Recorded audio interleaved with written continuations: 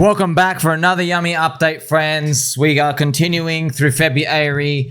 Bitcoin crashing below 94, 95, down to $92,000. What is happening?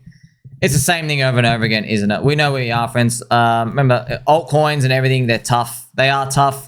I have others USD here. I remember I made this box when we entered this January this year, and I thought we were just going to go up only like everyone else. Unfortunately, we got 2 freaking red months in a row, which is unlike any other bull market, because in 2017 and 2021, we only had 2 and 3 red others BTC charts. Now we've had 2 already. It's only been the second month, so that sucks. But continuing on, I've got some updates here for you. So I covered this in, I went through this before. I've seen my tweets and posts here. I just want to stress this to you. What we're fighting right now with the business conditions, they are on the upswing now. Trump, yes, he's putting in tariffs. They're just going to reorganize the world with the macro stuff out here. It's outside of our control. We can't do anything out here. The US dollar is the highest it's ever been. This is the most expensive, okay? It's not the absolute price highest, but it's one of the most expensive relative to a lot of other things, okay? The US dollar. They're showing you when the US dollar's high, it's very, there's a lot of tightness around the world. And I've shown you this chart here from Raoul Pal, just showing you we are repeating 2017 and everything else out here. So I want to bring this to your attention as well. Just like it is, you're right to feel the way you do, because this was actually what was happening in 2017. But in 2017, friends, actually, I'll bring you the chart. By this period of time, we were up. So altcoins were up 70% by this period of time. Okay, so I'll show it to you now. Right here. In 2017, see this? By February, we're up like 75%. We'd already gone up. That was pretty much what 2017 started like, just started going up, okay? If you want to check out 2021 as well, we can go back in 2021, look at it here. Look how 2021 started. In 2021, here we are. I think where we begin around here or whatever, probably around here. By Feb, we were up, gosh, 177%. But 2021 ended early.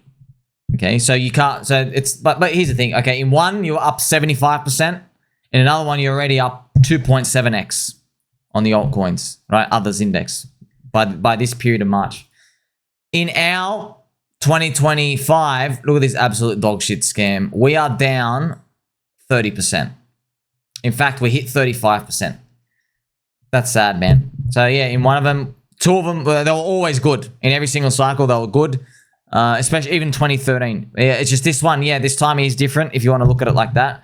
However, our goal is not to be expecting things to be just amazing all the time, friends. The goal is just to wait for the whole strategy, okay, to complete itself. And that means looking for the exotic top signals, which we don't have right now. I mean, one of them, a main one, is, the $1 billion raise for an ICO. We haven't seen anything like that. People only do that not when we invent technology, but when people are euphoric. Yes, it's just technology is invented at the same time. That's why I make these posts here just to remind you of where we are in these, friends. And look, I'm not sugarcoating anything, friends. I think we're just a few months behind. Shout out to Andre. Yeah, that's very, very possible that we are just a few months behind. You never know, man. This might be extended. You might be extended, friends. There might be an overflow effect of all the money printing that happens with the 4-year government debt rollover cycle that happens into next year. We don't know. But I just want to warn you on that. If you look at others BTC here, if you look at it back in 2021, look what ended up happening. It runs into January, okay? It makes a higher high. But we know most coins, most coins were like down here. Most coins on average were like way, way, way lower. They were not near that. Because what ends up happening is the crypto sectors, they get pushed back and then something new appears and then the inflation gets minted. And that replaces everything in the index. So, but here's the thing. It's outside of our control now anyway. So we can't do anything about it. We simply have to wait. I also want to take this time to remind you of something, friends. Stay away from soy. You see, Vitalik, check this chart out, okay? In 2021, effective altruists played a role in encouraging Vitalik, the co-founder of ETH, to liquidate and donate a substantial portion of his meme coin holdings. valued at billions, to high impact cases such as, and then they went to India, zombie virus in India. So Vitalik dumped $1 billion of meme coins given to him from the degens. He dumped them to go give it to India. Here is the result. Dog shit Ethereum. He actually caused the top of ETH. ETH BTC was done here. Okay. And then it went down. It's down 72%. Okay. So this is the truth, right? So let this be a lesson. This effective soy boy, effective altruism, lactating man boobs, wokey agenda, give puberty blockers to everyone out there like Candy, wearing 16 masks and sniffing your own fart. This is the old way. The people have had too much. This authoritarian show of power, it's basically made too many people poor. You know that saying, go woke, go broke? That's what happens. You go woke, go broke. People get broke too fast and they go, wait a minute. I thought we're here to save the world. And you go, yeah, we are here to save the world. You get poorer in the process. They're like, no, go back to the old world. Okay, that's why pretty much you have this Donald Trump resurgence come back here. So yes, what I basically have written as well is, let this be a lesson for any founder or anyone else out here. You try a rubbish move like that, the market's going to give it to you, okay? Ethereum has had, it's part of the third cycle curse, right? It is what it is. Meme coins are here to stay. They run through the veins of every crypto chain. Degens rule the crypto world, and speculation is the greatest spice of life. You know, friends, even Anunnaki. I mean, Anunnaki, alien stuff, topics. You know, when Whitley Strieber, one of the guys who made the author of the Communion, when he actually speaks to the alien dudes, when they come visit him, they said to him, it's very interesting. He said this on the podcast. He said, they said to him, you don't know how lucky you got it, actually. You guys have got it pretty good. And then he said, why? And they said, because you can't know the future. You live in the present when it comes to humans. And then he said he thought about it for many, many years, and he realized that because they can see, because they live in the fourth dimension, right? Or whatever dimension they live in there, they can see the past, the present, and the future in one picture. They can see what happens yesterday, and they can see what happens tomorrow. So therefore, there's nothing ever exciting to them because you know what's happening, okay? Also, their fears go away, but there's nothing exciting.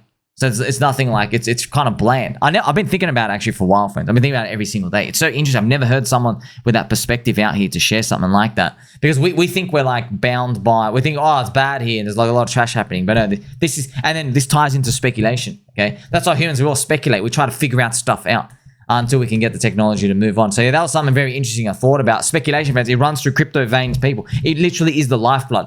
Speculation, degeneracy, taking on too much risk. You know, that's pretty much what it comes down to. Vitalik selling meme coins to go do that because he's calling them all vaporware. Dude, you literally, Ethereum got literally destroyed by Solana in 2024. A literal JPEG chain. You know, they call it meme coin. It ain't meme coin. Okay, meme coin, you got to survive 6 months. 99.9% of the coins don't even survive 6 hours. But yeah, that's a lesson for life as well to remember. I've got some follow up as well, friends. We can play some Cranky G music. Let's take it back to a time when we were so much in love, baby. Ooh, yeah. So thank you to Breadcrumbs app. Breadcrumbs app, friends. Our data team took a look at this address. So do you remember there's a Twitter account going on saying that basically Richard Hart is linked to like all these massive scams out there in crypto, but it turns out the culprit is, see, friends, every exchange in crypto, when they start to get customers, they don't do KYC. They let anybody come in and anybody go out. And then if they get big enough and then the authorities say, hey, you got to do KYC, then they do it. Bybit started like that. You could withdraw like $1 million every day and there was no KYC. That's obviously what happens in crypto early days, right? So obviously probably what's happening is Richard, when he collected the ETH from Tornado Cash, he was sending it to Bybit. That was probably one of, because there was no KYC. He could send it there and then he could just like move the money or whatever he else did. Now, when he did it, these some accounts incorrectly labeled the Bybit hot wallet as Richard Hart's wallet. They go, oh, it's his wallet. So guess what? Richard, amongst like 50,000 other innocent people, North Korean scammers, hackers, every single other thing went through Bybit at that period of time. So they've got this incorrect link. So I guess it turns out Richard is not in North Korea. He is not eating Cheerios with Kim Jong Un, friends. So, see, we already knew this. I was like, dude, the FUD's getting pretty stupid right now. You really think He's been doing it. But yeah, I feel sorry for the guy, man. He's been doing it for 3 years. For 3 years, your whole life has been on-chain stuff. He's so concerned. He really is, friends. You know, the guy, the whiteboard meme, like, ah! And we're like, look, man, like, I make UFO videos, bro. I literally make UFO videos. They go for 40 minutes plus. I love them. I watch them all day. I love it. I'm telling you now, Richard's not eating Cheerios with Kim Jong Un, okay? Have you seen the guy? He ain't sharing. He's having it all for himself. We could all figure that out. That's what happens, friends. When you have this bias and you think, he's a scammer. Look, man, I get the price is the dog shit. I get it. But I'm going to tell you something, friends. I'm going to show it to you now. You know, I just showed you the Ethereum chart and I went through Vitalik and ETH BTC in that top. Well, there was a reason, friends. There was a very special reason why I showed you that, okay? And it's because, see, a lot of people, when I show charts, okay, what they do is they come out and they say, oh, but Hex's price chart is poop. But Hex is bad. But Hex is bad. And I like it because I'm like, dude, you know, there's like 100 coins I like. And like, there's only one community that keeps sticking in your head. It's the PulseChain stuff. They can't get anything else out of their head. It's free real estate. But what I also will kindly say is ETH BTC, friends, since May 2021. Okay, let's actually use the real top. ETH BTC is down 73%, 68%, okay? So remember that ETH BTC is down 68, 69%. Hex BTC, okay, it's ravaged, but it's slingshot leverage on Ethereum. So if the spear is down 68, 69%, what's Hex down from that period? It's down 98, 99%. Okay. Also, if you want to be like completely fair, I mean, Hex never rallied. If you even ever start from here, it's down whatever, 95%. It doesn't really matter. Let's just say 99% against BTC. Yeah, but your spear's down 69%. You're wrecked. That's it. Your slingshot leverage. When your spear goes up, you're hoping you get an overperformance. That's what you're hoping for. So from this period, so if that's what we're hoping for, friends, if ETH BTC comes back up here, right? So basically it'll come back like kind of in the zone, right? Kind of in the zone. I don't know where Hex BTC is going to land. I don't know. But like even here, friends, if it comes back here, that's like a giant winner, by the way. Do you want to know how much that is? That is from today. Remember, I'm not starting from the E-Hex bottom. I'm starting from the combined Hex price. So that's a bit lower than this. That's like a 35x if it can get there. 35x on Bitcoin. So if Bitcoin does a 2x from here to the top, or when this mania happens, there's a 70x on it, you know? So like, but that's ETH BTC coming back, right? Because here's the thing. Remember I told you, friends, with altcoins, you got more risk. You've got risk of abandonment. From the deeper you go, there's higher risk people abandon the coin, and you also have liquidity risk. So the liquidity risk is the risk that you need your money in the next 4 years or 5 years, but the market still hasn't come back because you need so many traffic signals to line up with the green light for altcoins to finally start making the move up. If you only get like, 6 out of 10 traffic green lights for these altcoins, they just keep reversing back down, Whereas something like Bitcoin only needs like, 6 green signals from, it can handle 6 green signals from the macro world. Maybe it's another way to think about it. Like, the stock market S&P 500 needs like 5. Bitcoin maybe needs like 7 green traffic signals, and then maybe Ethereum needs like 8, and then maybe your dirty altcoins, they need 10. They literally need everything to line up. Like gold down, US dollar down, Bitcoin up, Ethereum up, money printing, you line up all those, and then you have it, but it takes so long for like, you just imagine like these traffic light signals, like ding, ding, ding, ding, ding, ding, ding, when you finally get them in a row. So that's the risk that you take with altcoins, the liquidity risk. They're very, very long duration. You can't access the liquidity. The people who want to come and trade and throw the money and stuff into that, they come and trade around the price action. Yeah, you're basically paying a price of liquidity. That's what you are. Liquidity with time. These people who want to come in and play around at the tops, see, they don't believe it's a top and they don't really care. Because, people are going to come in, they'll be trading Pika and Digwit Bar and PDI and all this other stuff. But hopefully PDI is in a different category, right? Unicorn. And PulseChain and Hex, The people who come in and trade them, they're going to be doing the leverage and the high volume and the swapping. They literally don't give a damn. They're like, you know what? This thing broke a high. Volume is up. Richard's saying back in the scene, or they heard about it on crypto bands or whatever, and they just want to trade for the week or the 2 weeks. It's the current narrative, you know? And that's where all the volume comes in. And then in that period, they're getting distributed on by like long-term holders. That's exactly what happens with Solana, Bitcoin, and everything else. That's just how the market goes. But ultimately, you know, it's all outside of our control. Now, today, friends, as Bitcoin sank, look at the ravaging of PulseChain core coins. Hex down 20% in a day. PulseChain 15%. I mean, look at this, getting ravaged. However, I want to remind you of something, okay? The liquidity got pulled. Yes? So the ink inflation got cut, the liquidity is thin. So now, what I'm noticing every day, the moves are hyper volatile. Really, really hyper volatile. Which is interesting. Because, you know, friends, as this thing goes down 14%, look at this. Look, PDI, PWBTC, Dick with Butt down 14% because they're all linked. You see? Which is beautiful. You want to know why?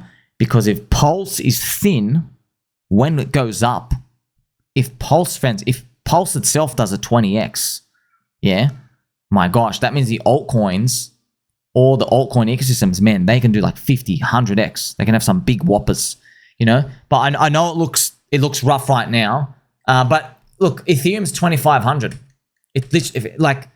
Remember, friends, I'm not replying to any family friends or anyone else out here. I don't care how close they are to me. When they start whinging to me about stuff, I don't give a shit. Like, I make all these videos here for you. That's why I'm giving you all these very, very yummy updates. The cloud is out there and it's raining. Okay, when you whinge to me and you waste my precious time, literally minutes, friends, the amount of dingleberries I have in my butt because I can't wipe my bum properly, there's literally not enough minutes. We're down to the seconds of the day, disrespecting time.